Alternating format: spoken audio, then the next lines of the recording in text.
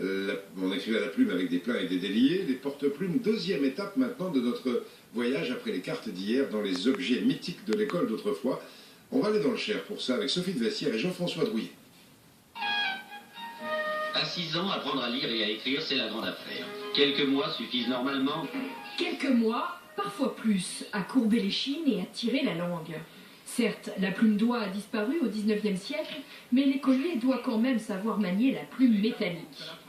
Hélène était élève dans les années 30, elle s'appliquait, mais n'a jamais vraiment compris la technique. Il ne fallait surtout pas mettre le porte-plume ici. Et moi, je le mettais là. Il y en avait qui le mettaient là, et elles avaient une grosse bosse qui se développait. Plus la plume est dure, plus c'est difficile. Enfin, c'était difficile pour moi parce qu'elles accrochaient. L'ennemi numéro 1 d'Hélène s'appelait la sergent-major, la plume de référence qu'on achetait par lot de 144 à l'épicerie du coin. Un nom martial, car dans l'armée, le sergent-major est le sous-officier le plus gradé, celui qui deviendra peut-être officier, un symbole d'ascension et de discipline. Car la plume implique une écriture rigoureuse. Alors quand on va faire un petit trait qui monte, comme ça, hein, on ne va pas appuyer sur le porte-plume, vous allez voir. Il y a les déliés et les pleins. Aujourd'hui, quelques cours de belle écriture perdurent. On y demande de la concentration et de l'application.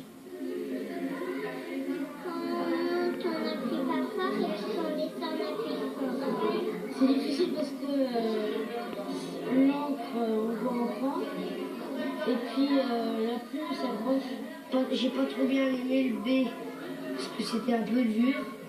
La catastrophe qui se profile, c'est de faire des pâtés, des taches. En plus, à l'époque, même aujourd'hui, la calligraphie, il faut respecter la hauteur des interlignes, les lettres qui montent à 2 lignes, celles qui montent à 3.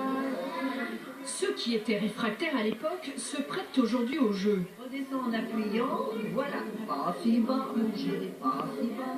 Mais Hélène se rappelle quand même avec émotion de l'année 1953, l'année de l'apparition d'un certain stylo bille, celui qui finira par avoir raison de la plume dans les années 60. Oui, 1953, j'ai connu ça. Demain, on enchaîne, c'est logique, après la plume, avec les buvards. C'était important à l'école autrefois. Autre série cette semaine.